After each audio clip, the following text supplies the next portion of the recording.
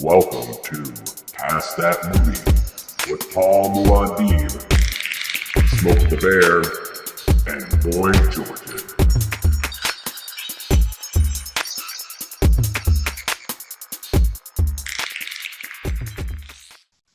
Hi everyone, and welcome to Cast That Movie Season 2, Episode 1. A lot of changes this season.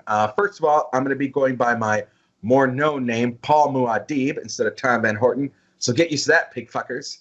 Also, with changes with this, I have two new co-hosts. Wow, I can't even talk. It's been a long time since we've done one of these. I got Boy Georgerd and Smoke the Bear. Say hello, you two. Hello, you two. Hello. How are you guys?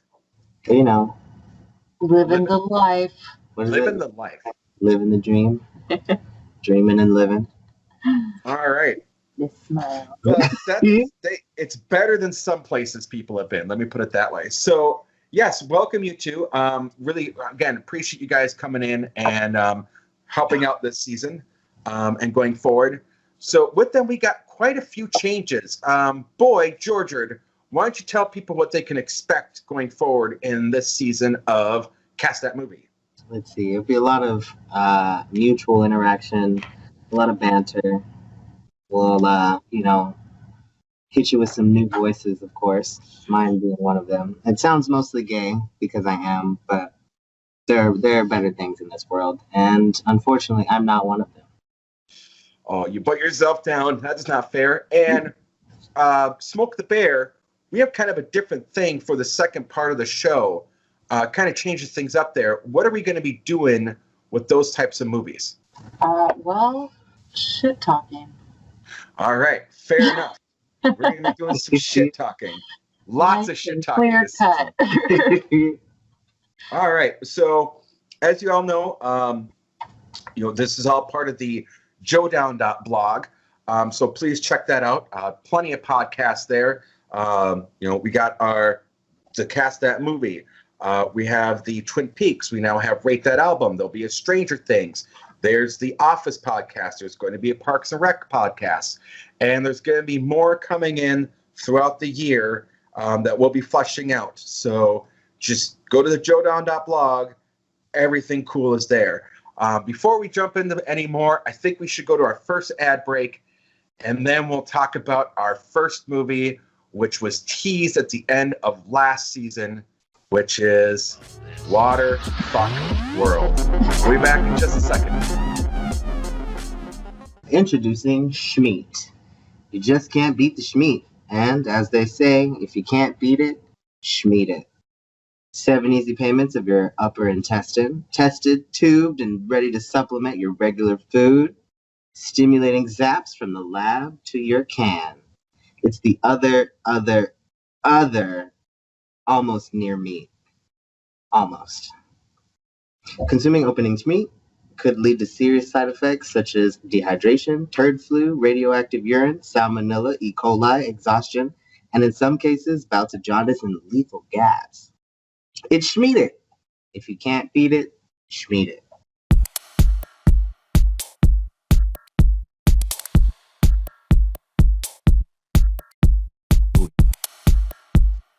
All right, yeah, as you guys could tell, coming back in from the break, we have some new ads and sponsors this season. As you know, Joe McDougall had to take the season off, which is totally cool. So that means that, I had to lean on these two, Smoke the Bear and Boy Georgerd, in order to make that happen because I suck getting advertisers. So that's just how it is. All right, are you two ready to dig into the shit show that is Waterworld?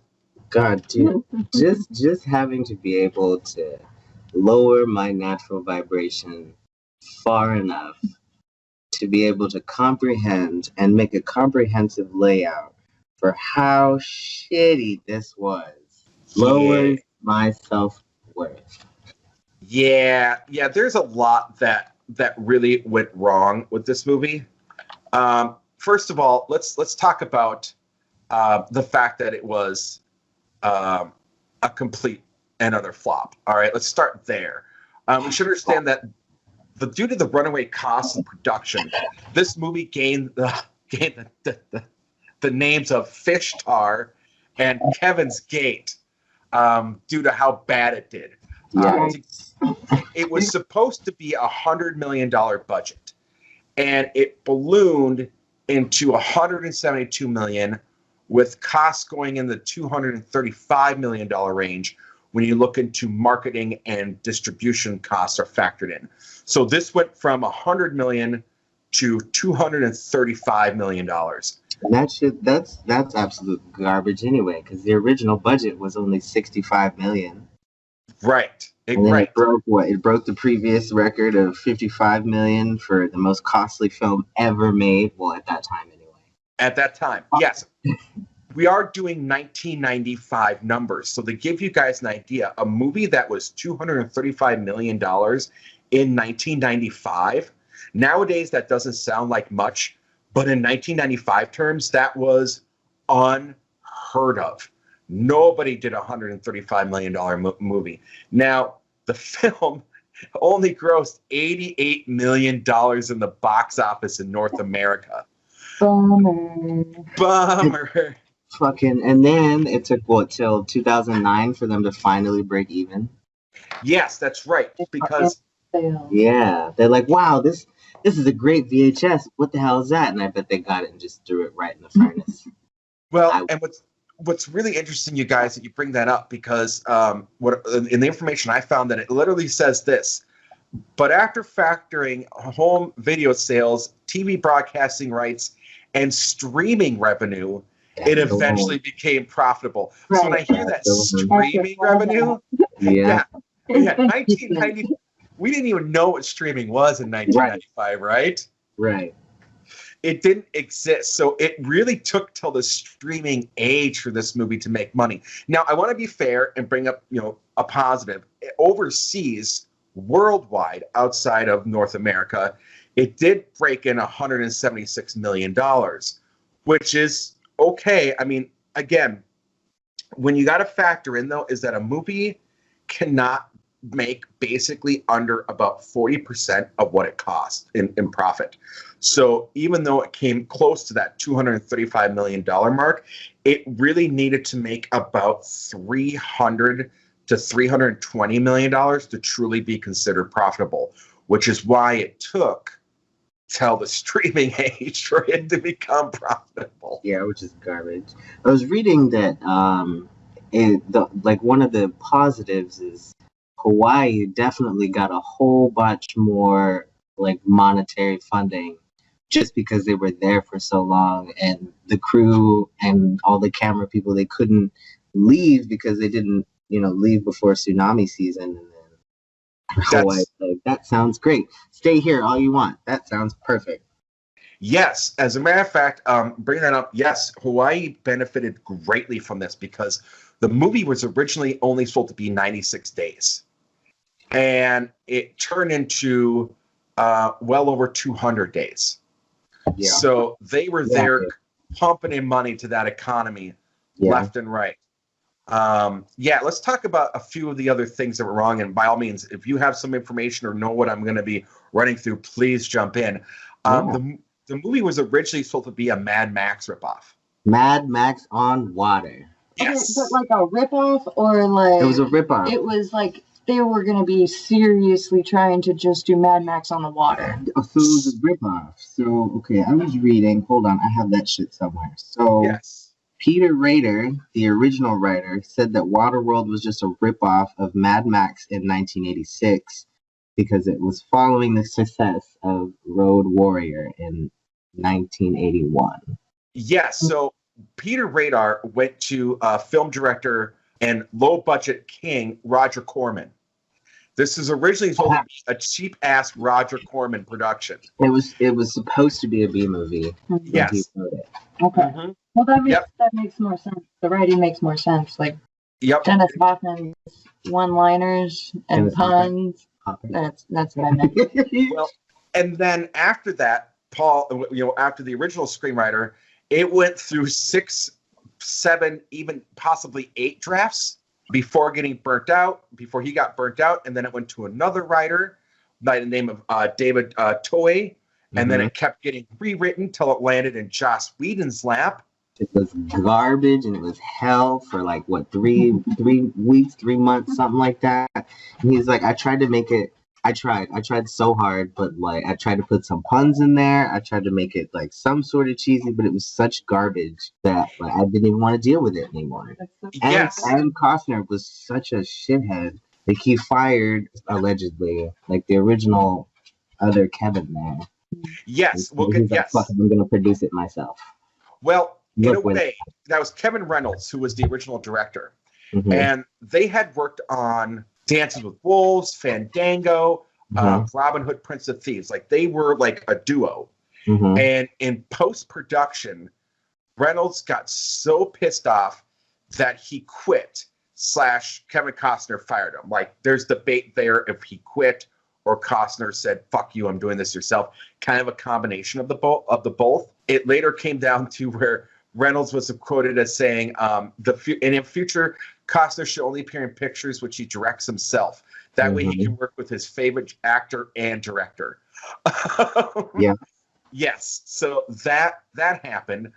But getting back to the rewrites, the script wasn't even finished when Kevin Costner, who had gotten involved in this thing, said, doesn't matter, I'm Kevin Costner, we're going to make this movie a big thing.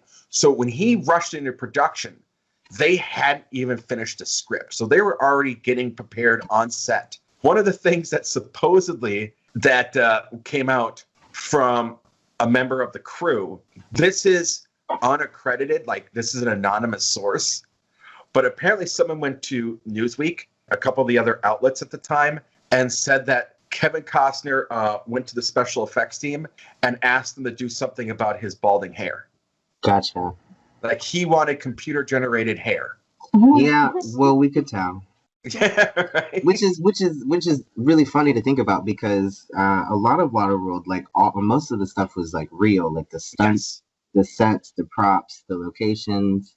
Even though what is it? Helen, was that what her name? Helen, and then the little girl, they almost drowned, and then Costner, like he got stuck to a mast, and it took like half an hour for them to get to him, to get him untied from the thing. Like, man, you guys should have just taken the signs. Yes. Just walk away. And in addition to that, one of the stuntmen got lost at sea. Yep. Yeah, he was gone. He was 40 miles. He got pulled out 40 miles out in the ocean, and they had to go out and get him. Yeah, one of Costner's stunt doubles almost died. Yes, there was a shit ton of injuries. There was he almost Kevin Costner almost got killed by one of the helicopters that was helping the film. Another man had an embolism on set. Yeah. While deep diving, and because of all this, he came up too quick, and then almost like died because of that. Like, come on, guy. Yeah, and one of the issues was that the sets kept sinking. The Atoll. Yeah, the Atoll kept sinking because of all the different things, and then because everything's on water, the sets would move. So they'd have to take hours every day to push things back where they were. And then, like one of the shits just sank, so they had to ship materials from California to Hawaii and rebuild the whole bitch because it fucked up. Yep. Like they exhausted all the Aloha State Reserve. They're like, all right, for this movie. Yeah, and also because of that, and one of the things that came about that sunken ship, this was one of those movies where it had infamous turnover behind the scenes. Nearly 500 of the members of the crew either got fired or walked. I wonder why. Movie. Yeah, including even the assistant director was like, F this. So, yeah, and then getting back to the movie, a bunch of the local contractors, not the movie, but back to Hawaii, they made a bunch of money because they're out in Hawaii. So the contractors were like overcharging all this work. Hell yeah, they were doing. Yep. As they should.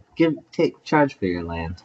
Getting into the personal life, which is when we do cast that movie, this is one of the things that we also run into is personal turmoil on the set. And Kevin Costner was going through a divorce at the time of this movie, and he was one of the creative writers, creative forces on the movie. So, of course, when he's rewriting these things, he's not thinking about things.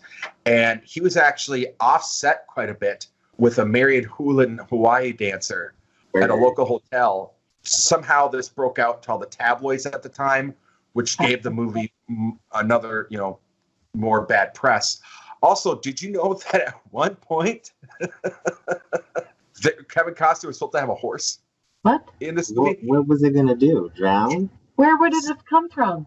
Well, somehow in all these versions of the scripts was that a white horse would be kept on his boat, but never do anything other than be on the boat.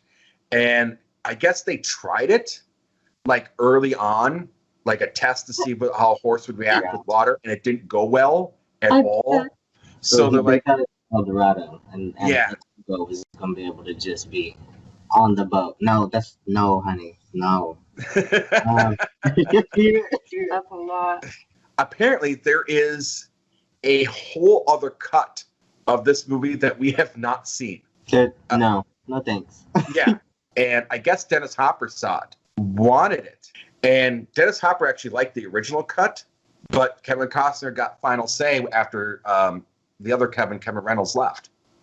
We were talking before the podcast a little bit about this movie, and we were also saying there's a lot of articles now that are saying, hey, this movie isn't as bad as you think it is. This really isn't all that bad of a movie. I want to get your guys' opinion on people that are writing articles like that, and what you guys think, first off. No, it's that bad. People are trying to make it into a cult classic, and this is by no means, any shape or form, any sort of like Tank Girl, Rocky Horror Picture Show. Like, it's not one of those like, oh Lost shit, Boys. Yeah, like it's not a Lost Boys. Like you can't come back from this. This isn't one of those like, hey man, wow, you know what? Let me rewatch Waterworld really quick and like let me see what it's talking about. Maybe I missed it, and then you watch it and like you're just disappointed. Like, you could have had a V8, a steak, you could have built a house in how atrocious it is. Let it be known that all three of us here skew very, very liberal, very, very on the left, politics aside. One of the things that people have been saying about why this movie deserves a second look is because they say, oh, well, this shows what could happen with climate change. And I go, I wrote a whole thing about how this isn't even good sci-fi because it's not believable in the slightest. Like, it's no comparison. I have to agree with you guys on that. Thank you for saying that, because I thought, like, oh my gosh, am I on the wrong side here? Like if you read enough articles, then you're like, okay, wait a minute, maybe it's me. But like, no. It doesn't even follow the lines of good writing for sci-fi. Like, you can't even apply it to reality. That's the only thing that makes it good. Like War of the Worlds, released on the radio, made people freak out. Right. In terms of and in terms of cult movies, there's movies that are so bad they're good. Right. But I think the problem with this one is it commits the cardinal sin of a bad movie. It's ultimately boring. Yeah.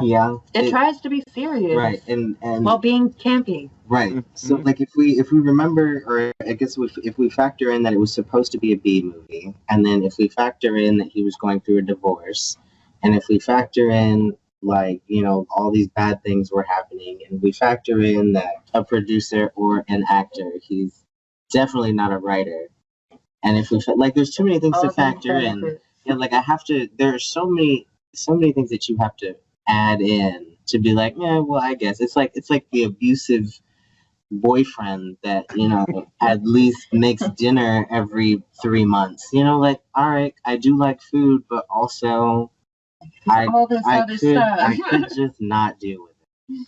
Well, and I want to bring up, you guys bring up a really good point there, and the ultimate thing is, I think people kind of go, well, it's a bad movie, so it has to be a cult, or, it's got to be so bad it's good. This movie's so old now and blah, blah, blah. But I don't think it'll ever hit that status because, again, it was supposed to be a B movie, and then it turned into a serious thing. And the problem was it missed the mark on both and just became this boring, and the script, too. I mean, it's not even funny enough in the script to make it worth it. You know what I mean? Like a nice thing about a bad movie that you can laugh at or make fun of. And this one just makes fun of itself so much that you just go, like, I can't imagine, for example, the Mystery Science people being able to make this entertaining to make Right. fun of. Right. Paul, it's the 90s and there's no nipple. They're wearing corsets and there's no nipple. No way. Yeah. It's a whole movie. How do you make a 90s movie and not have just like thin shirt Yep. nipple? Well, you have water. Why? Yeah, you have water. Why is there no nipple? Hey, I know. I know. What You the can have water hell? and there's not a single wet T-shirt correctly in the 90s. Like this is what? When did Friends come out? Oh gosh, around that time, I think. Yeah. Okay, so we have Rachel nipples. Yep. Okay, everybody wanted to see nipples, and we didn't get a single one. Like we didn't even get decent dude nipples. Nope.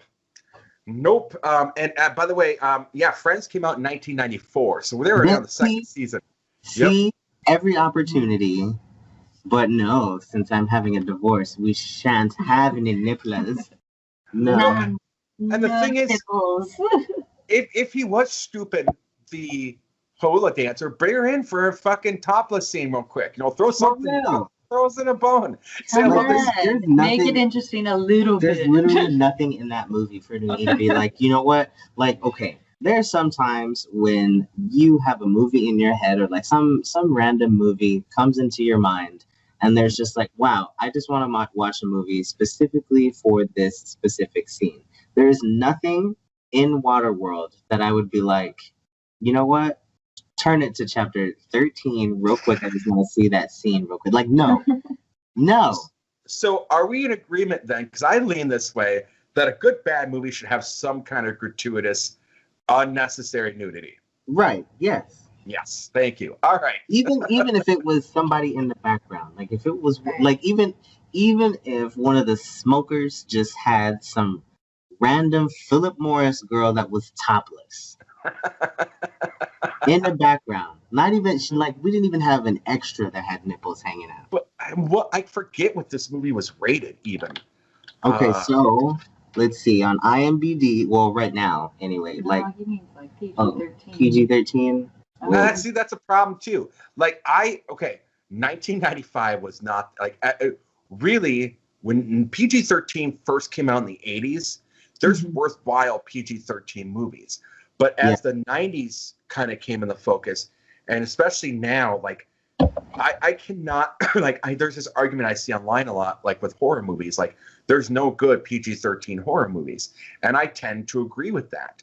Like PG-13 became this thing that's like this odd, almost like a stain on something. Like you gotta throw in something that either put it in the R range or drop it down enough so it's family friendly enough to put in the PG. Like PG-13 to me is kind of the rating you try to avoid.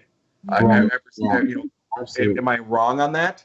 Well, no, you're not. And to my understanding, PG-13 was like you get one use of the word fuck, but it can't be in like a sexual way. Yeah, there's these good. I love you bring that up. Yeah, there's these weird rules for the PG-13. There's a certain number of swear words that you can say. Like there's so many shits you can say, or one fuck. So many dams. You can show some really brief nudity. There are things that you have to be in this line, and I feel like too many people now avoid that stuff and go from a PG because they go, no one wants to see a PG. But no, if it's Waterworld could have been PG. Like there's no reason why they couldn't watch this. Yeah, there's no reason. PG. And it could have been some it could have been it could have been for the kids, but it adventure story. It could have been cool. Like Kevin Costner in no way, shape, or form was supposed to have that role. Like he does not have he's already a family man. Mm-hmm. Anything about Kevin Costner, you're like, oh cool, he's gonna have like some sort of family. To come into a movie and be like, wait a minute, Costner's the bad boy, and we're trying to domesticate Costner. Well, yeah, you bring up a really good point because even in Robin Hood, Prince of Thieves, he wasn't a bad boy. He was a good guy, Right. And he tried to put this edge on himself, and it didn't work. And you guys bring up a really good point. Like, they could have focused more on Enola, the girl, and made this a PG and had the kids be involved, and it probably would have done better. Yeah, absolutely. And she's a great actress. I can wholeheartedly say I've been thinking about this since we watched Waterworld. She is literally the only person in the whole goddamn cast, except for Jack Black. Shout out to him. He's like she's the only one that does not need to be recasted. Well, and here's the interesting thing about that. You know who she went on to be? Yeah, she's in Napoleon Dynamite. Yes, she was Deb in Napoleon Dynamite. Mm-hmm. She was in Karina when she was younger, and that's actually one of my favorite movies. So now, speaking of recasting, let's jump into that. So I'm going to talk about my vision. My vision is I see this being far more of an R, going into that grindhouse, Mad Max kind of Thunderdome world but more of a hard R. Like, this needs to be more over the top with the insanity. Okay. So the director I picked for it, speaking of grindhouse, was Robert Rodriguez. Ooh. Okay. So tell me about your vision and where your direction you went with your movie and who your director pick was. I think that if we were gonna do, like, if we were just gonna stay in like the action sense, I think I'm looking more for like more plausible danger. So I went with Paul. Excuse me. I'm kind of torn between Roland Emmerich and Paul Verhoeven. Yep. I'm like, it's a close tie. I like both those, but I'm gonna force you to pick one. Fine, we'll do Roland. Roland, because he did a really, really good ass Independence Day. He did do a really good Independence Day, and I think he could have done well with the special effects. Just figured it out. Yeah. Smoke here just figured out who that director was. So then, him as your director, then who is your Mariner? Which one's the Mariner? Who played Mariner? Yes. Let's stop there. Let's stop there for a second, because I want to bring something up here. There are things that are really bad about this movie. For example, the fact that Kevin Costner went by Mariner. Like, you were like, who's Mariner? Who's Mariner? Yeah. He doesn't have a name. He's just the Mariner. Then she says that too. Yeah. Little baby says it. Oh, he doesn't have a name. So I also want to bring up, I thought that was fucking stupid. What else did you guys think in this movie was okay? So the general plot of this movie, we should point out. I'm gonna back us up a little bit. Should have done that one. Yeah, we probably should back up, because we're talking about like what's wrong with the movie. We should probably talk about the plot of the movie. So basically, Kevin Costner's like this solo on his own pirate dude, and he's like this loner in this apocalyptic world. All the land is gone. There's nothing but water, hence the term Waterworld. And somehow he gets into these shenanigans with this woman Helen and this girl Enola about finding, what's it called, dry land? Yeah. That's just the simple fucking name of it, was dry land? Yeah. And because there's so much water that there's only one mountain poking through, but still he can go all the way to the bottom and see buildings and not run into a mountain ever. Okay, but ever for hundreds of years. They evolved. Humans evolved in the time that it has passed. And these guys don't know where dry land is. Well, yeah, evaporation existed, like existed to exist. Yeah, there's no seasons. It's just Hawaii all the time. It's just water. It's water all As the if time. the whole planet would just suddenly change. Okay, sure. Yep. As if the ice caps melt that much. Okay. Climate change. Yes. Global warming. Yeah. So through They're all like this, flat earthers who are finally like, yeah, global warming is real. Right. So through all this, they run afoul of this guy Deacon, his crew, and shenanigans. It's like a lot of it's so implausible that all these cast of characters come to help them because he's the Mariner, I guess. And so at one point, like, he gets caught up, and like one of the people on the island, like, it's not even the toll. Yeah, I thought it was the Atoll. Is it the Atoll? It's It's Atolls. Atolls. The toll. And Okay. like, so one of them is like, so like, oh wow, look at that guy, he's so cool. And one of the Atoll people like touches his ear and they're like, he's a mutant. And then it just kind of goes from there. And like, even him not escaping the cage was stupid. So talk to me about like what you guys think about this mutant thing. Like wouldn't if people are evolving again over hundreds of years, wouldn't there be more of these mutants? Like wouldn't everyone kind of start to exhibit these traits? That's what I'm saying. I don't know, dude. There's so Wouldn't many. you want to breed with him? Yeah, right. Like, your world is water. You want to breathe under it, right? Don't Yeah, you want your that's like kids to survive? Like, how are you going to just chain him up and be like, no, don't touch my daughter? Because, Yeah. Like, you wanted to breed anyway. because racism. You want to have skill, like you want to adapt with things for survival. Having Right. gills for survival in Waterworld is a necessity. Right. Are they just saying that, like, Waterworld is just filled with rednecks? Yeah. Like, I mean, it's that's a why bunch they of can't find dry land? you're not They welcome knew that. around these parts. This is a tiny town. We don't like You it. don't like your kind around here, boy. You best keep on moving.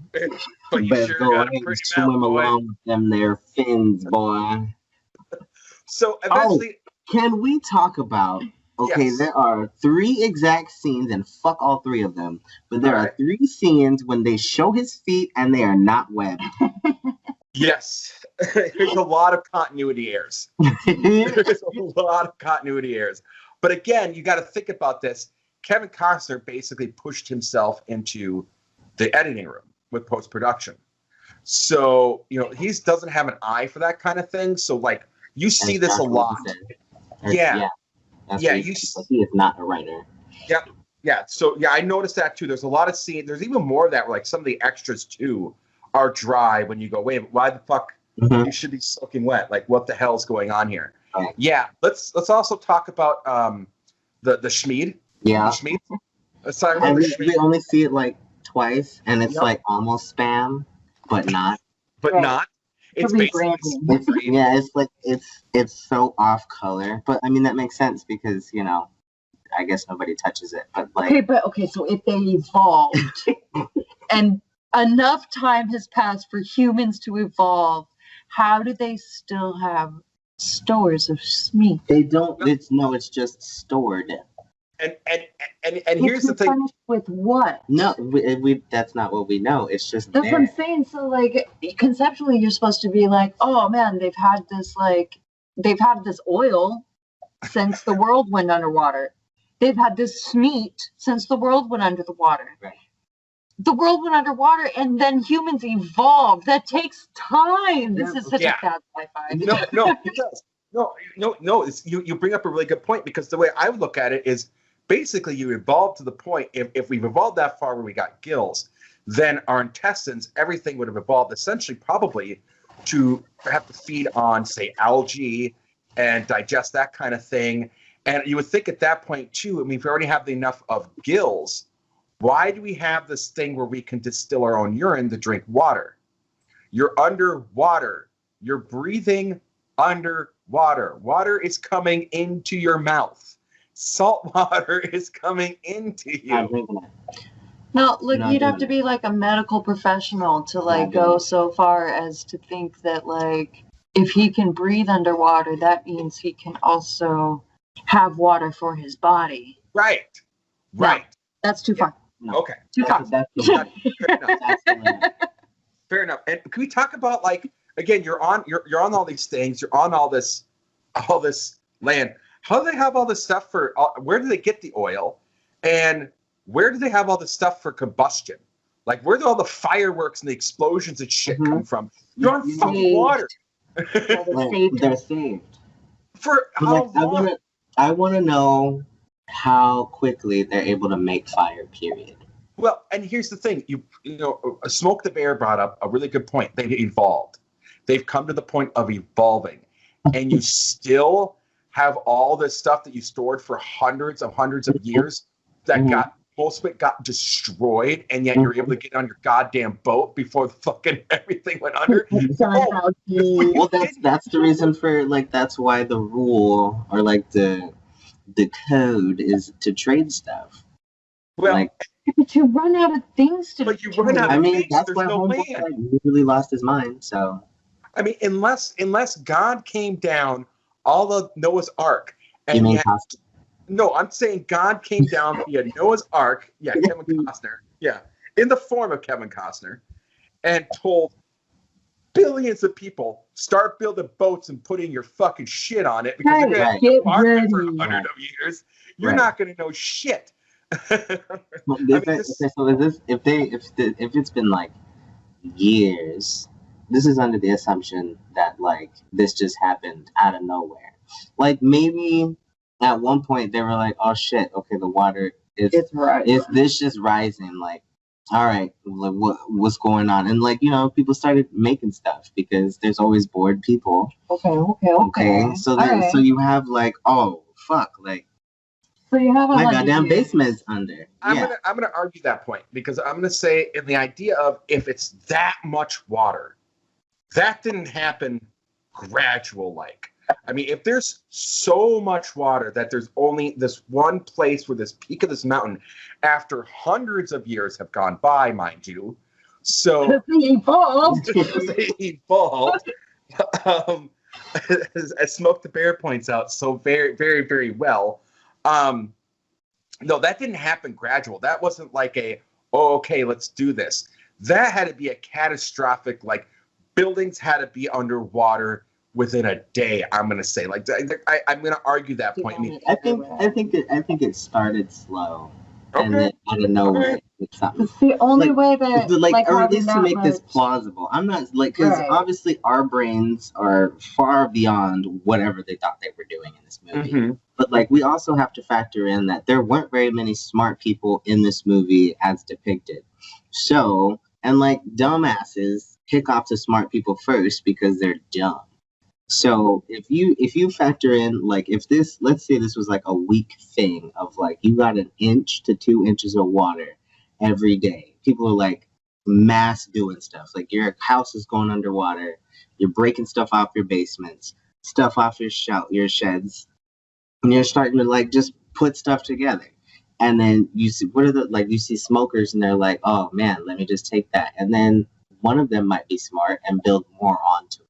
I'm not saying that's what happened. But Right. there might have been some smart people somewhere that started to, and then they built on that. And then shit got weird. But like there had to be some sort of starting point where a bunch of smart people noticed that shit was getting a little weird Okay. and started doing stuff. I'm gonna give you that in terms of this movie's universe, but in reality, No, hell no. Hell no. I mean, we're saying this shit here, and nobody's prepared. Yeah, no, hell no. No, I mean, look at. If I got 1 inch of water a day, I would just work on evolving. Right. I slowly every day try and work on my gills, like just Right. put my mouth down and drown myself a couple times a day, Right. like attempt to drown myself, be like, Right. get gills, fucker, It'll now. Daily All right. work away. So finally, the movie ends on a happy note. Everybody gets to the fucking dry land. Blah blah We're a blah. family now. Yeah.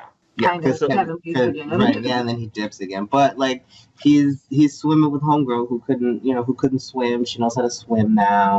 Yep. So physics. Everything just ends hunky fucking dory in this giant fucking shit stain. All More right. reasons why it should have been a children's movie. Right. Right. All right. So back to our pick. So again, remind me. My director was Roland Emmerich. Thank you, Roland Emmerich. Yes. Okay. So now that we went back through, got this done. Mine was Robert Rodriguez. Who's your Mariner? Who's your Kevin Oh, Costner? Val Kilmer. Oh, really? Okay. Yeah. I'm gonna have things to say about that when we get to that. I have Elias Cotes, who was at this time was in The Prophecy. He's been in several other movies. You may have to look him up, but he is awesome. He's more of a character actor, but he's had some great. He was Casey Jones in Teenage Mutant Ninja Turtles, the original one. He was in Thin Red Line. He was in Crash. He was in Shutter Island. He was in Zodiac. He was one of the police in Zodiac with Robert Downey Jr. and Jake Gyllenhaal. He's been in a ton of movies.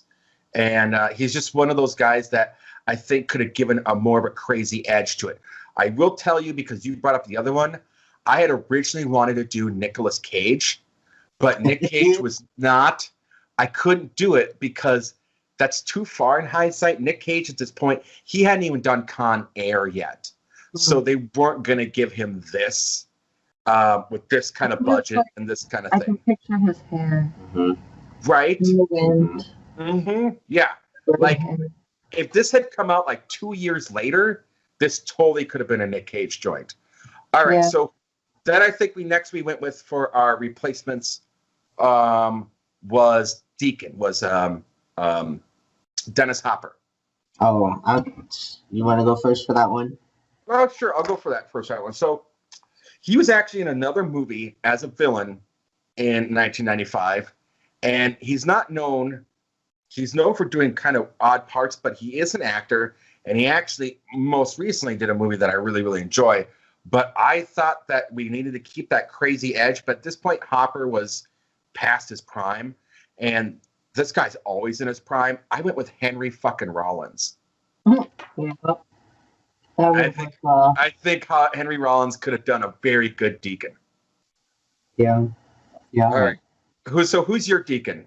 Well, I mean, fuck mine now, but No. I chose Ian McShane just because, like, oh yeah, he would do such a good like facial representation, and like he commits to damn near every role that he does. Like there are very few Ian McShane situations where I'm like, you probably shouldn't have done that. Mm-hmm. And it wouldn't have been those cheesy, awful, like theater kid facial expressions that Dennis Hopper decided. Oh my God. Like, I don't know if you've ever seen Repo the musical. I have the Goric opera. Yeah, Yep. and that's what Dennis Hopper looked like he was going for. Like, he looked like he was studying for Repo. Yeah, Keep an eye out. Right. you know, Dennis Hopper does a good crazy, but the problem is that if Dennis Hopper is not enjoying what he's filming, it comes off in his Right, and you can tell movies. Dennis Hopper is such a good actor. Yeah, and you just could for tell that he doesn't to give a be on fuck. his profile, like, man. So it's not who'd his you fault. who'd you pick then as Helen? Who's your Helen? This is another one. Like, if I had a casting call, it would be Mhm. Sissy Spacek, Renee Russo, and Michelle Pfeiffer. Okay. So And who'd you land on? Renee have to pick. Russo. Okay. All right. I went with, again, my version, everything's a little bit more action orientated, right? Right. And I went with someone that I feel like is good, has proven that they can do action because she was awesome in Blade Runner. I went with Daryl Hannah. Oh, that's a good one. I was thinking about Daryl Hannah because she has really good expression and she's really good at like mouth acting. She's really and like it's fucking Gene Triplehorn is an awful mouth actor. But like Daryl Hannah would be my close like fourth. Yeah, absolutely. And I can see, and I'm going to give you credit there. Renee Russo, I think definitely could have done that role as well. Again, you're keeping it more action orientated. So yeah, I could see where you're doing that. Mine's going over the top. All right. And I think now we changed the game around a little bit for our audience. This is the last one that you and I told each other that we were going to pick. And then we picked two that we weren't going to tell each other who we were going to recast. So the next one we picked was the Enforcer. Mm-hmm. Who is your Enforcer? Again, if it were a casting call, it's either Steven Seagal or Powers Booth. I was also leaning on Andre the Giant just because, like, why the fuck not? You know? Well, was Andre doing any? Was Andre still acting in 1995 though? I think he was. Like, I think it was the tail end. Yeah, I think it was at the tail end. I'm glad you didn't pick him though, because I would have gone it. No, he had passed away already. Oh, word? Ooh, Yeah, he had passed away see, already. that's why he didn't make it on the casting call. Well, See? there you go. Well, All right. I definitely chose Powers Booth. I will take Powers Booth. I will. Yeah, Powers Booth is far more. I think. I'm going to tell you mine. We'll get to it, but I think you kind of won that one. I went with Jeff Bridges, just because I like Jeff Bridges. Yeah, that sounds like a throw. Yeah, no, I like Jeff Bridges. I was like, all right, but no. Okay, so now in this game we have two new we added like we said, we added a new thing. So we both picked something, two things that we're going to recast without telling the other one. So tell me your surprise recasts, and I'll give you my reaction. I'll give you one. Do you want to do one each? We'll do one each. Okay, so I surprise recasted the narrator. Okay. Because gross. And I chose Thomas Hayden Church. Nice. I love his voice, and just thinking about his personality in Easy A. Yeah. I think that like it would have been so much better to have him narrate it, and like the first thing that you see would be like, you know, the water. You're like, oh, okay, like we might be in some shit now. Like, wow. So Thomas Hayden Church is my narrator. So my what I did is I actually went with production crew and behind the scenes, and I replaced the writer. Yeah, you did. Yeah, I did. And I went with one David S. Goyer, who has been known for Dark City, which I love. He did he wrote all three of the Christopher Nolan Batman movies. Yeah, he did. He did Constantine. He's working on the Sandman series. I love what this guy does. And he was doing B movies at that time, too. In the 90s, he was doing Demonic Toys, Puppet Masters, The Substitute, Kickboxer 2, Death Warrant. I mean, this guy was living, breathing, crazy-ass action movies. So I think that if he wrote things for Rene Russo, I think that would be like, I think that we would even be able to mesh movies. Sure. With like what you're looking for and like what it should be and like what I'm looking for. I think we would be able to do that with your writer. So I completely agree there. I appreciate it. Now, here's where the game gets interesting, because before we would have just me and Jode going head off, doing the back-to-back. But today we have a referee that is Smoke the Bear. So we didn't do the other one though. Okay, yes. What was the other one? Yes, what was the other one that you would replace? So my other surprise was the music score. Ooh, okay, I like that. So so I think that James Horner, Hans Zimmer, Glenn Frey, I think they would make so much better. So Glenn Frey, if you're not familiar, he did the music score for Desperado. Oh yeah. And well, like totally. If I did a Rodriguez movie, then I have to go with that. See? Yeah. And then James Horner, he did Braveheart, and so I know James Horner. Yeah. And so if you're familiar with Hans Zimmer, I love Hans. I don't even have to. I have the Inception. I have the Inception score. Don't even. That would be so good. Like if you can imagine, like anytime the Smokers came out and like Hans Zimmer wrote that shit, man, way more epic and way darker. Yeah, and I would want to watch it so much more. So I made a disagreement with you on something that you said earlier. I actually recasted Enola, not because I don't like the actress, but because I'm doing an action movie, and she have to do a lot more physical action parts. Right. And I wanted a child actor at the time who basically got her start in an action movie.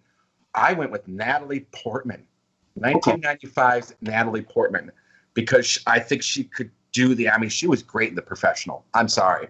She was. Yes, she was. Hell yeah, she was. Mm-hmm. And she could hold her own in a lot of with playing against a lot of the adults, I feel like. Mm-hmm. So with that, let's talk our points. All right, directors. I got Robert Rodriguez. You had, remind me one more time. No, I don't have it written down. Oh, Ronald Emmerich. Ronald Emmerich. All right. I'm going to make a case for Rodriguez. You can make a case for Emmerich. Rodriguez that year, 1995 and that 90s, Robert Rodriguez was on fire. He was doing the entire Desperado. He was doing Once Upon a Time in Mexico. He was kind of in his stride. And this was right before he really started to take off and doing things with Tarantino in the 2000s. So I do think like this would have been just another like ratchet up Rodriguez crazy fest that he's known for. So that's my take. I don't know. My take is Independence Day. That's all I got. Smoke the Bear. Are we keeping it PG-13 or are we bumping the rating up? Mine I'm bumping. Well, my movie's the ratings bumped up for sure. You're not- Yours is NC-17. No, mine's R. Mine's a hard Oh, R. okay, Mine's like a I hard thought R. you. I mean, I'm gonna have R. I need so much more vulgarity in mine. Yeah. Well, then I pick balls. That's fine. Yeah. Yeah, That's right. our movie. That's fine. I'm like, if it was going to be PG-13, though, your director would be able to do Yeah. a better PG-13. Yeah, no, that's fine. Absolutely. So, Carry on. winner, you have my Elias Coltes to your. Val Kilmer. Okay, I'm gonna make a case against Val Kilmer on that. I'm not gonna make a case for mine. I'm gonna make a case against. I Val knew Kilmer. you were gonna. No, the reason why is because Val Kilmer's been a staple, and one of our go-tos for the first season of Cast That Movie. Val Kilmer is a disaster on set. So Kevin Costner was a disaster, and now you're replacing Kevin Costner, in my opinion, with another disaster. Okay, but to be fair, if we're doing your director, Mm-hmm. then we have to choose your main mariner. No, Like, that's not how the game absolutely works. bow out though, because like Nope. under those ramifications, like that's it. Like I'm firmly gonna stand behind most everything else, but if we're doing like I do not see Val Kilmer being as bloody and gory as it would be written. So like hell yeah, you win that one. That one, Fair like we don't even need a referee for that one. Okay. All right. So we'll go with mine over that. Okay. Our deacons, Henry Rollins to your. Ian McShane. I'm going to give you Ian McShane. I am because I like Rollins, but my only concern in 1995 with Henry Rollins is that's a lot of stage time. That's a lot of time that he would be on there, and that he had not been in a movie yet where he had that much of a role. Right. So I don't know how he would have. And my concern, truthfully, like I'm looking at this logistically, I think had he done Waterworld and had it been the way that was, because it was still going to be a difficult shoot, I think he would have walked away from movies altogether. So I'm going to give you Ian McShane. So we don't need a referee on that one. See, look, we make it so easy for you. That's great. All right. My Daryl Hannah to your Rene Russo. Going with action, I feel like Rene Russo is more of a drama. She could do some, she was in Lethal Weapon 3 and 4, but not in an action role. She was more of a kind of a side character. She didn't run around and do a lot of the fight scenes and things like that. Whereas that's because she hadn't been looking for those yet, though. But I think if it were presented to her, I think that she would be able to do it. Because if we're going the bloody route, yep, the way that you want, just splash some blood on her, and she'll act her ass off. Yeah, that's true. Especially if we're because there's no I don't have a Enola counterpart. So Enola is cast in this, in this world. So I think Rene Russo splashed up with blood while Natalie Portman is just doing her thing. I think that would work. I would much rather see Rene Russo and Natalie Portman have this already established bond. All right. I'm gonna Daryl Hannah. No, I'm gonna give it to you because at this point I gotta remember as well as where Daryl Hannah was in her career. And she wasn't doing action movies anymore. She moved far away from that. She was doing Grumpy Old Men and The Ties That Bind and Addams Family Reunion. So yeah, I mean, even in Kill Bill, when she was doing Kill Bill in the 2000s, she wasn't. If you look at it, she wasn't having the awesome fight scenes. Right. She only had that one, but that came way and late. that came way at the end. It was very short. It was very short. And she got the other eye snatched out. But if you want monologuing, if you want screen time, if you want just pure presence, and that's what your movie's gonna be made of, then Daryl Hannah for sure. But Renee is so much stronger in what I think this movie recasted would be. Yeah. And I've already given you your enforcer.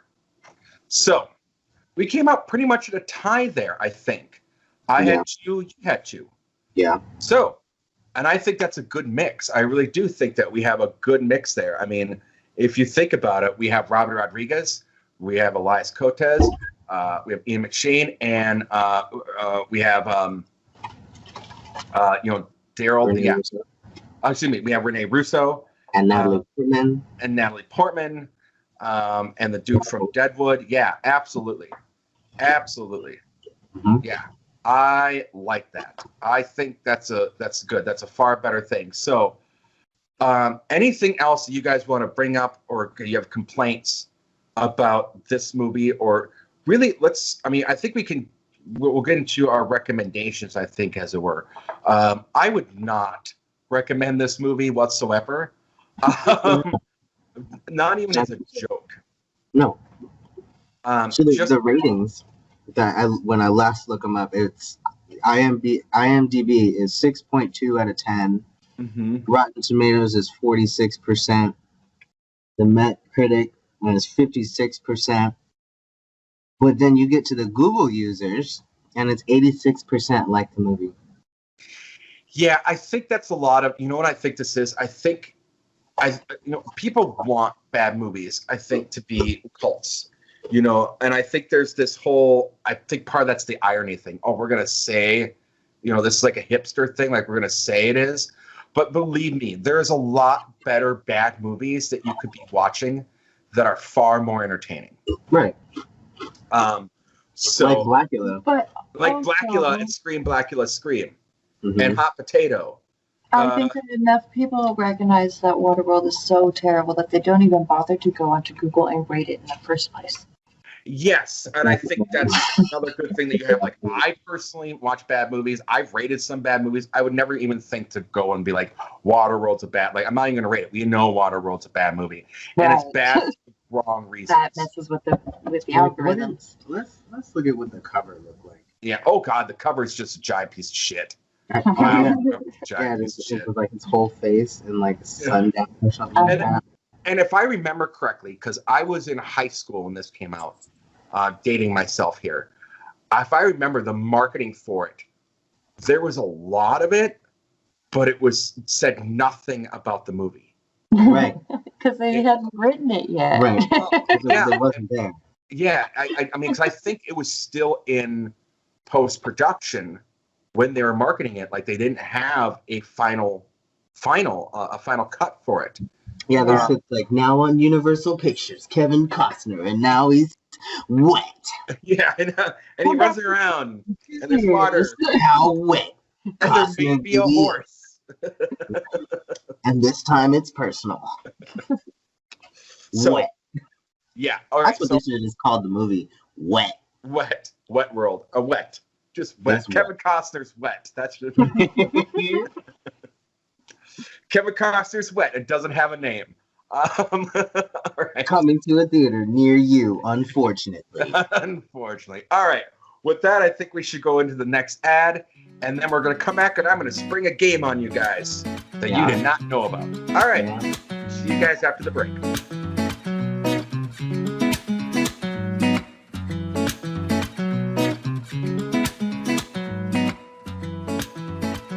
We all know what's coming. That's right, people. We're headed to the apocalypse. That means no roads, no phones, no food, and no water. While we here at Fluid Liquids aren't in the business of 3 of those 4 things, we can do something about one of them. Water. Now, we all know water doesn't just fall from the sky or grow on trees, but we do know one place it does come from. That's right, your urethra. Introducing Fluid Liquids Urinade. With its patented urine filter design, you can say goodbye to any chance to never having a fresh glass of water again. Simply whip out your vag or wang next time you need to go number 1, and instead of using the toilet, just pop a squat on the open top compartment of your urinade, and in 6 hours, you'll have 10 milliliters of fresh drinking water. That will be sure to get you through another day of the impending apocalypse. Only $9,876.54, people. Just go to our website, fluidliquidsurinade.us.uk.org.net.org. We accept Bitcoin and direct bank account links. Get yours today. Disclaimer. This broadcast does not support the validity of this previous product or any medical issues that may occur from its use.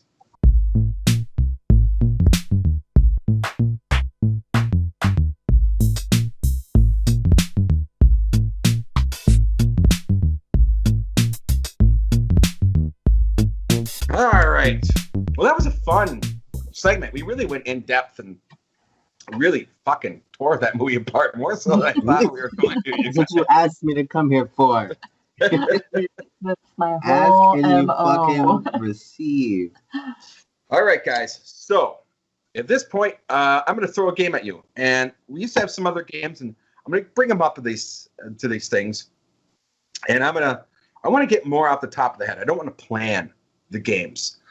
So first of all, with every game time, everyone knows this from season 1, pants come off, and I'm going to throw a top 3 your guys' way.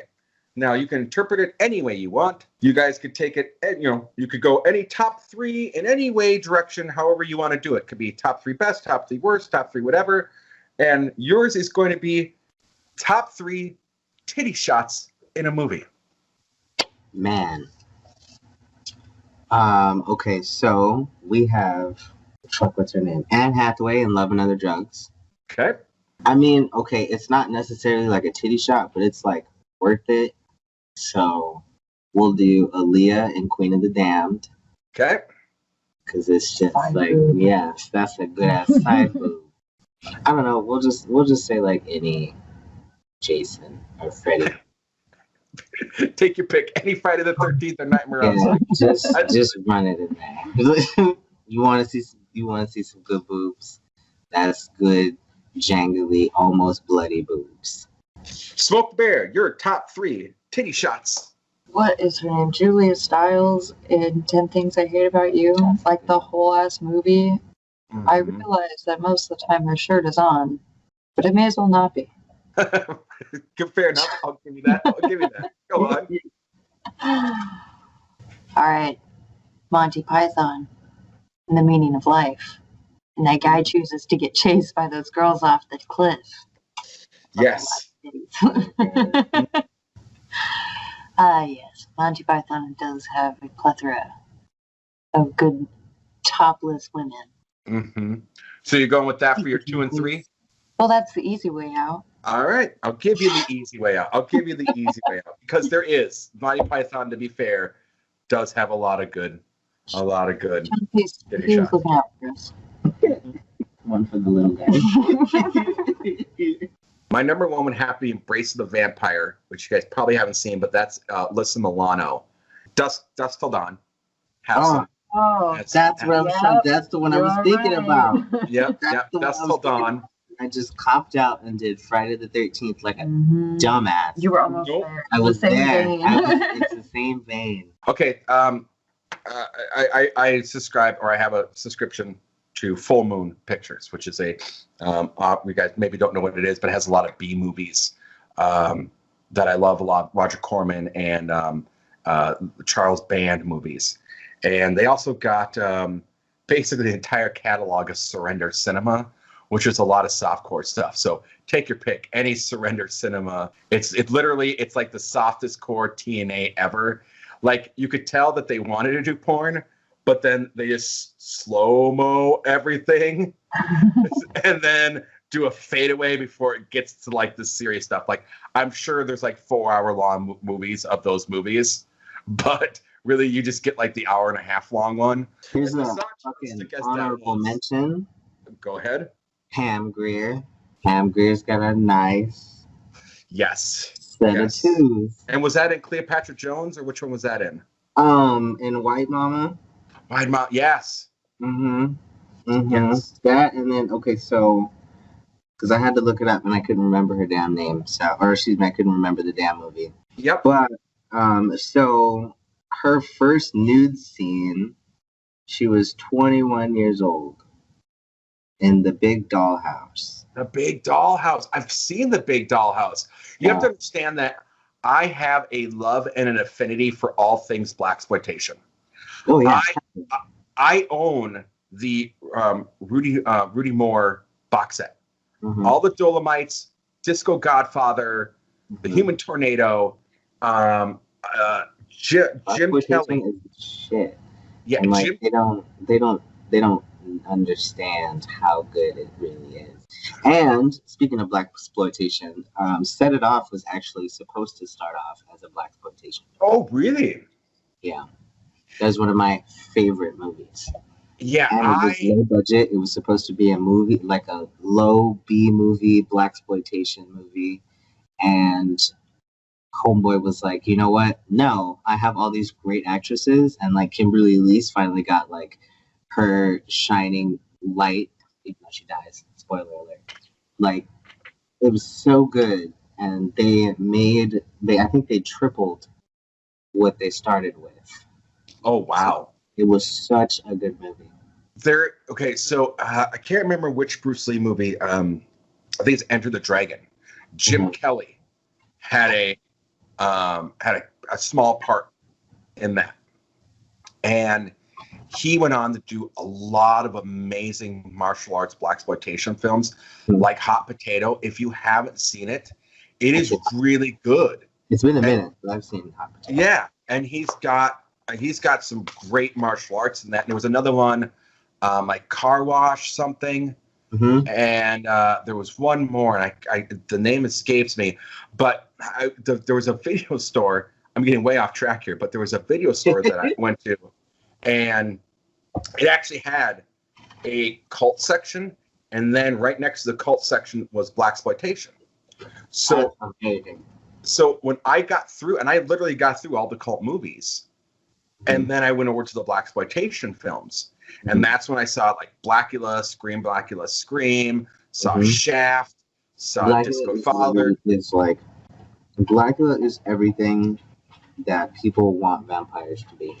It's amazing. It's so good. I mean, Dolomite, which again, I have the Rudy Moore set. I love Dolomite, all things Dolomite. That's probably one of my favorite. It's actually probably one of my favorite in my top 10 favorite movies, just because it's so funny. Amazing. So, all right, got way off track. All right, now we've changed things around with this one. Rather than casting a dream project based upon an event or a book or something like that, we decided to go with something animated and make it live action. And we decided to do it in a different way. We decided that with this particular one, we're going to do kind of a round robin. And the cast that we get is the cast that we land on.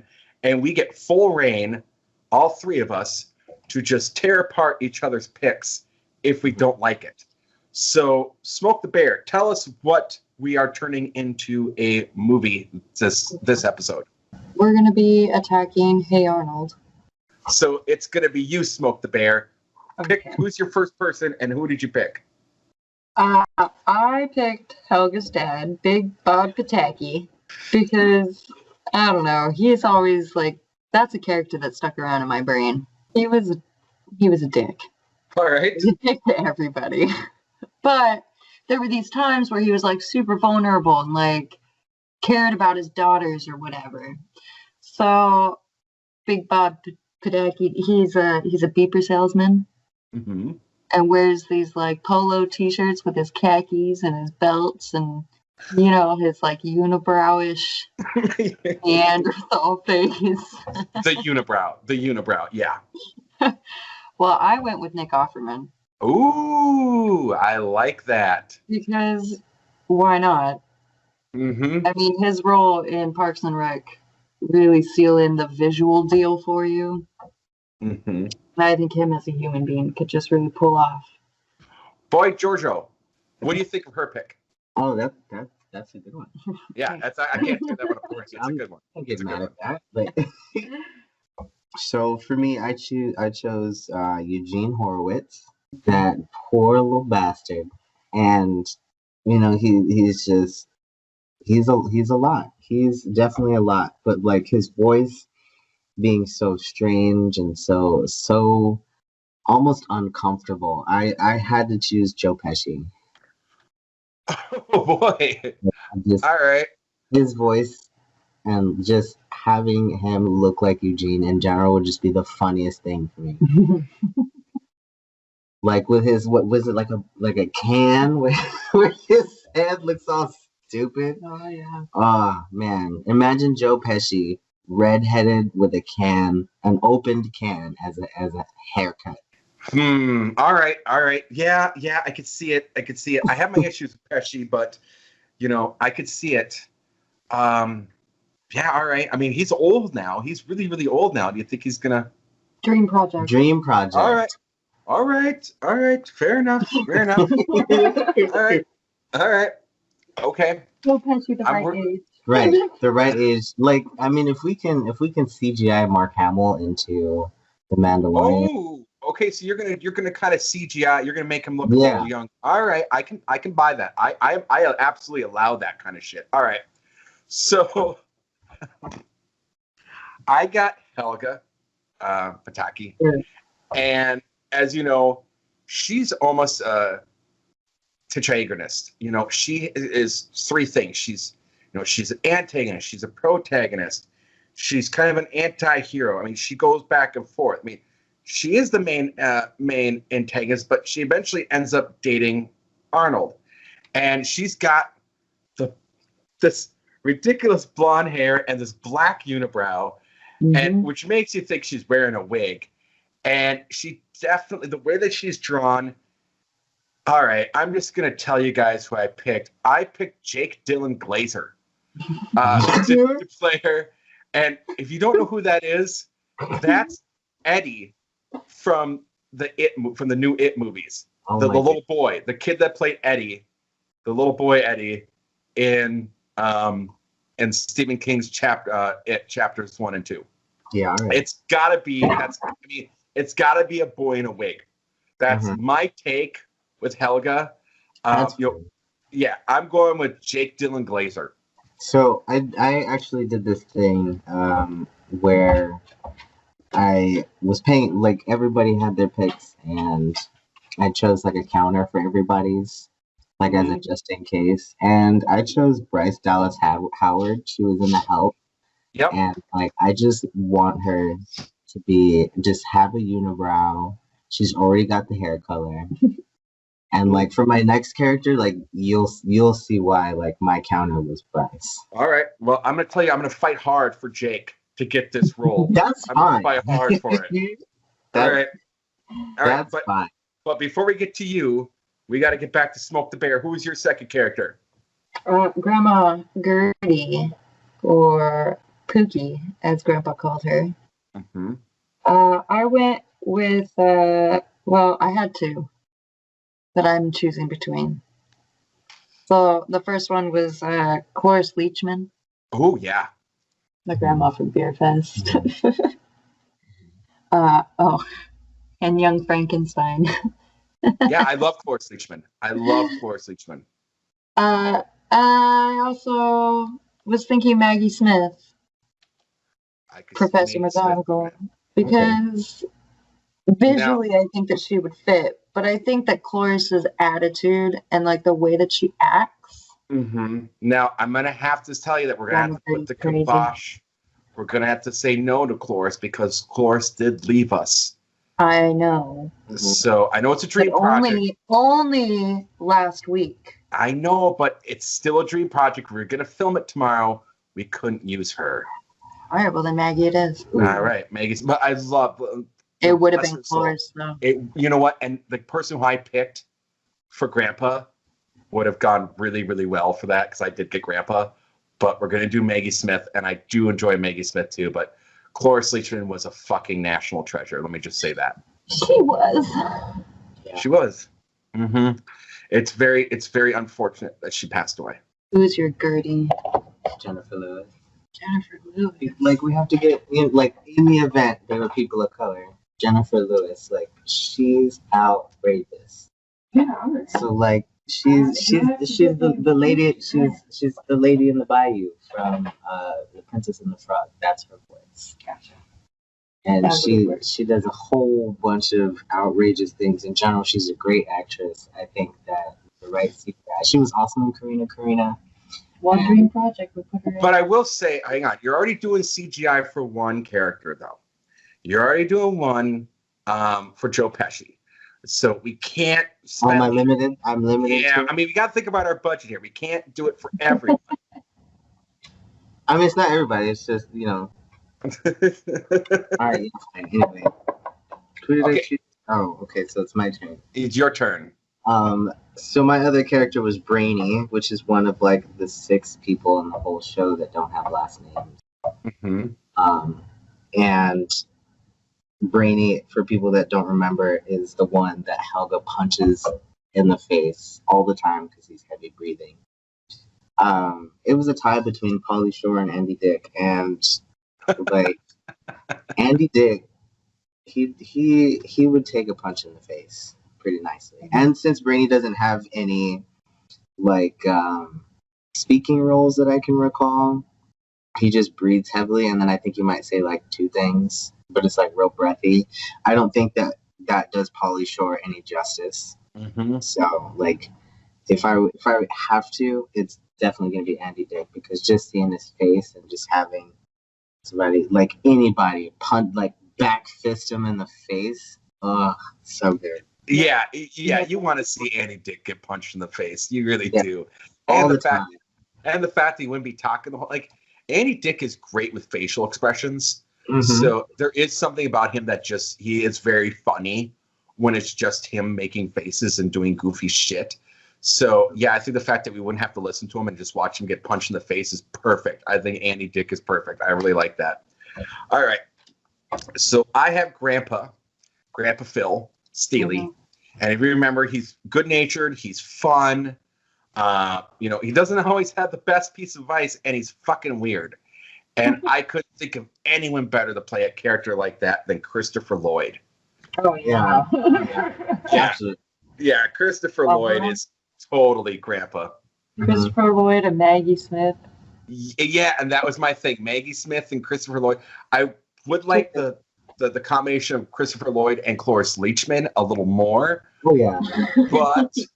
But I love Maggie Smith, and I think those two could play off each other so well, Maggie Smith and Christopher Lloyd. With McGonagall, since it's like a dream project, you would just have to take all the snippets of like voice she's done in Harry Potter and just like put it as part of her dialogue.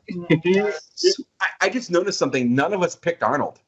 No, but if I were to choose Arnold, I would make him Childish Gambino. Okay. Yeah. All right. I think he would make a good Arnold. All right. Donald Glover. Mm-hmm. Yep. Childish Gambino. All right.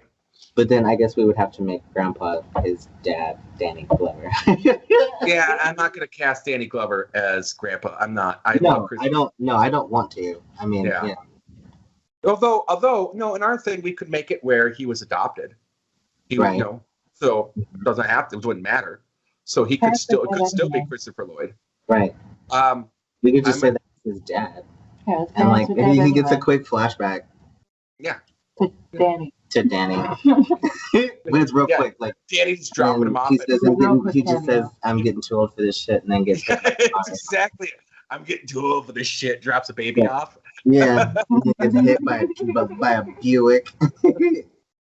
Now, I'm going to fight my Helga. You're not going to recast Jake Dylan Glazer, and I'm going to tell you No. why.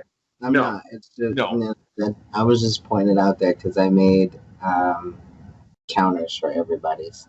So that's going to, I think that's actually a hilarious hodgepodge of characters that we picked, and I think they all would work well together, which is, I did not expect that to happen. I really thought we were going to be like, whoa, wait a minute.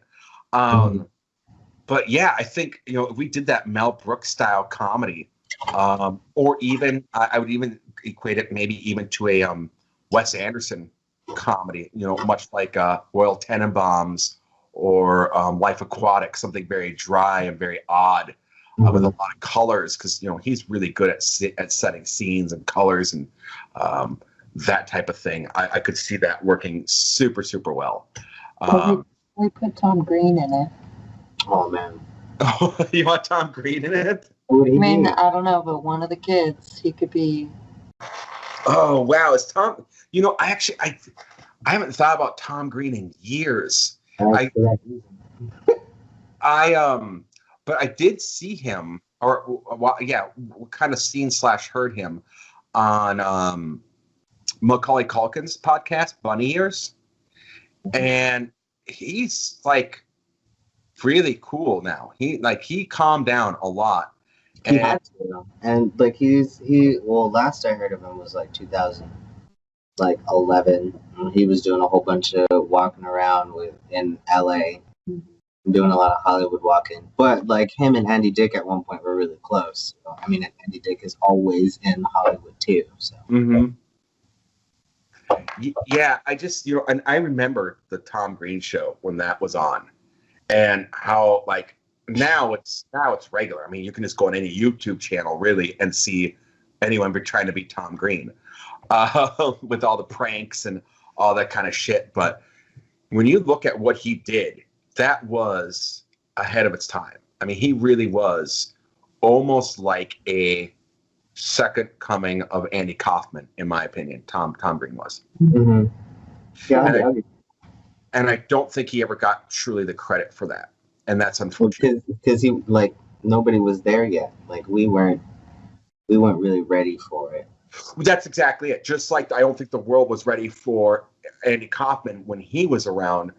We weren't ready for what Tom Green was doing, and Tom Green saw what was coming. I don't know how he had the insight to see it, but he saw it was coming and was like, I'm going to do this. Yeah, so I think a lot of people owe Tom Green in modern day kind of the snark comedy. Right. He definitely was able to pave the way for a lot of things now. And I don't think enough people pay like homage to him. No. They probably don't even realize like that's where it came from. Yeah, because like if you think about just how some people's personalities are now, and like they probably don't even realize that a lot of things that they've been watching has been molded by what they saw. Like I know personally a lot of my personality is molded with Jim Carrey. That's just sure. I can see that. Yeah, and you and I, and us hanging out, I definitely see that. And like there's a lot of like silly that Jim Carrey was able to do that like a lot of people weren't ready for. Like he's a genius, and he had to do a couple dicey racy things, but like that's what the times called for. And as far as like Tom Green goes, he was like, you know what, I'm gonna gun it, and he just did it. Yeah, a lot of people that are built off of his personality. Absolutely. And the thing too is, I want to bring up what Jim Carrey is, because I think for most of us, at least, my generation and age, we saw him in Living Color. Right. That's our Which first. Is fantastic. Like he nailed it. And like that's when he was able to do all of his facial acting, when he could be when there's like that skit when he's pretending to be Jack Nicholson, Clint Eastwood, and like really seeing his range, and I think that, and he very often he pays homage to in Living Color. He's like, if it weren't for the Wayans, like I would not be where I am now. No, he wouldn't. And honestly, and I think the inverse could be said too. I think he also did a lot for the Wayans. I think he, in a way, I mean, the Wayans brought him in, but it was part of it was Jim Carrey's popularity that made the Wayans a household name as well. I could see it, but I'm gonna disagree. Just because there are so many of them, and they're all equally talented. So, like, we also have to factor in that they had the Fly Girls, they had like all different kinds of other stuff. Like, I will agree that he's a staple, but I still think that In Living Color would be flourishing and, as great as it would. No, it would have been. I don't take what I'm saying the wrong way. What I mean is that, where I came from, let me put it this way, and where I came from, in Living Color would have been far more, unfortunately, in my neck of the woods, inaccessible. Oh, I understand. Without Jim Carrey. Yeah. Right? And that's more so what I meant, was not that Jim Carrey was better than the Wayans. It's that through Jim Carrey, the Wayans were able to get places that they wouldn't have been able to. And don't get me wrong, like Damon Wayans and Keenan Ivory Wayans are, I'm Gonna Get You, Sucker is one of my favorite movies of all I time. was gonna, when we were talking about blaxploitation, I was gonna bring it up, but I was like, well, it'll come back around at some point. I know it will. Yeah, and it absolutely would. I'm Gonna Get You, Sucker is genius. That movie is hilarious. Good ass, And Damon Wayans in Living Color. Homie the Clown. yeah. Right? Homie the Clown, and I will say for Homie me, Homie don't play that. I still remember the one skit. His kid's like, I want a telescope. And he goes, put a box on your head. And the kid's like, He's like, do you see stars? No. And then he whacks the box. Yeah. You see stars Mars now? does not fuck around. Yep. You see stars now? Yep. There's your telescope. And then in Living Color, though, for me, for my area, what we all talked about on the playground after watching In Living Color was the skits that had Fire Marshal Bill. Oh yeah. Mm-hmm. God, those skits were a lot. Fire Marshal Bill was what is it? I can't remember what they were, but it's two snaps in a circle formation. yes. Yes. It's so good. They Yes. hated it. Yes. Hated it. And the thing is that when they all meshed so well there. And with the Fly Girl, was it Rosie Perez? There was Rosie Perez, Jennifer Lopez, Lorianne. Give off. What's her name? But Lorianne is like a fantastic choreographer now because she got her start being a Fly Girl. A Fly Girl, yeah. And I Lorianne would say, Gibson. Yep. I think people, go, man, Jim Carrey would have done so much better on Saturday Night Live, and I would argue so much against that. Absolutely not. Just by not the way that Saturday Night Live is written is for me it panders in a very specific way. Yeah. Like it is funny, but there's no way that anybody would have a Homie Don't Play That on Saturday Night Live. No. And the thing is that you're exactly right. Like he would have been, I think, pushed back, especially in the 90s. Hell yeah. He would not have the creative freedom that he did with that. Like Steve Martin, absolutely Saturday Night Live, that's where you're at. But not Jim Carrey. Mm-mm. He would have been stifled. No. I don't think he nearly would have been able to figure out or come into his own the way he did in Living Color.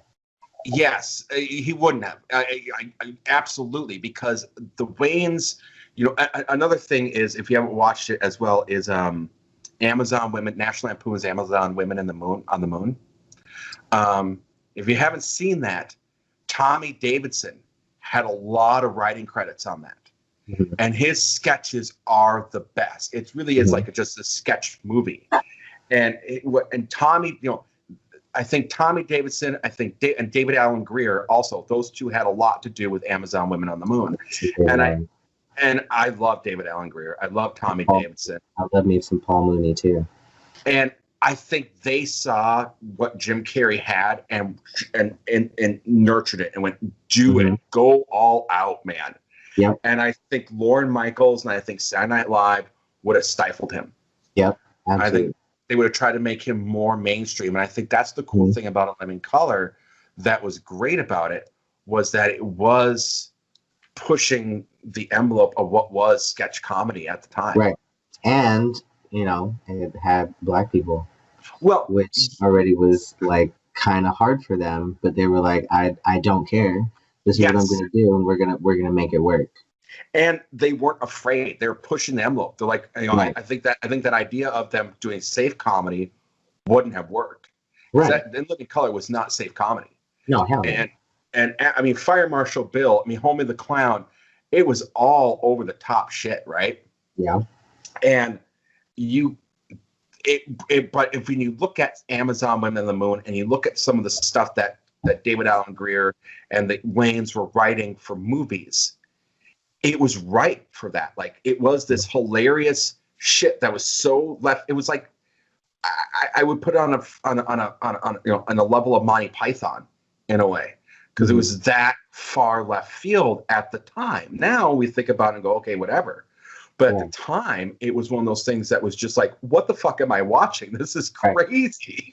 Yeah. God, I don't even know how we got to that point. All right. Let's see. It was Andy Dick. It was Andy Dick. It was Andy Dick. we fucking 7 degrees of Kevin Bacon that shit. Yeah, we did. All right. Well, let's take our last ad break, and then we'll say our goodbyes, do our plugs, and see what we're going to do next episode. So stay tuned, because you're definitely going to want to know what's going on next episode.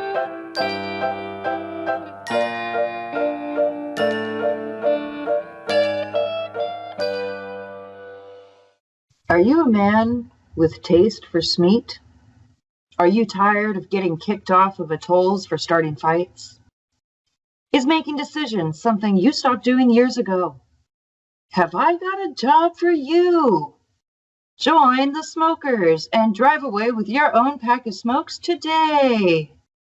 Paid for by the Council for Go Juice and affiliates of the D's.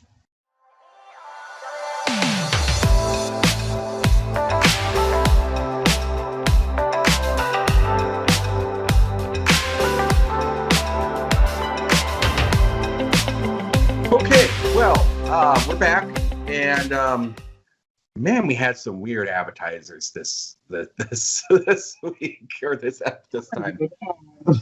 So we just got to, it is what it is. So, we got to make the bill somehow, right, guys? Yeah, that's right.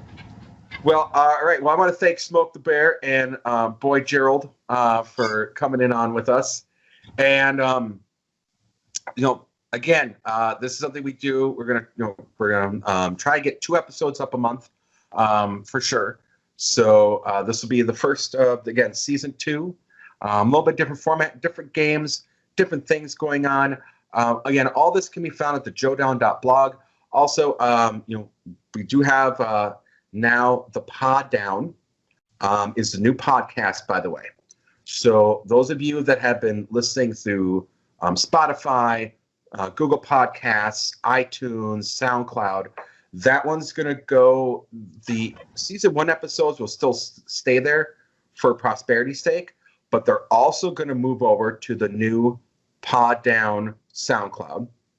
And then all the new episodes of Cast That Movie will be on there, along with Rate That Album, the finished Twin Peaks, the Parks and Rec podcast. Most things that are related, they're going to be there. Also,